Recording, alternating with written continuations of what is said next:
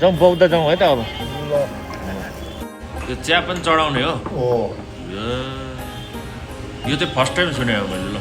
चिया चढाउँछ भात चढाउँछ दाल तरकारी भनेपछि तपाईँ यहाँ 30 वर्ष भयो नआएको नआएको त्यति भयो ए कस्तो यो घरहरू थियो पहिला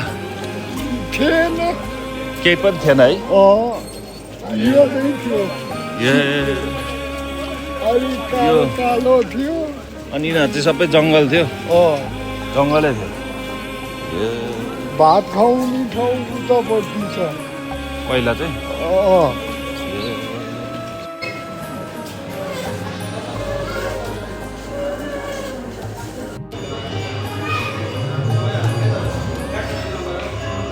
यो घुमायो भने चाहिँ के हुन्छ पाप कट्टा हुन्छ पाप पट्टा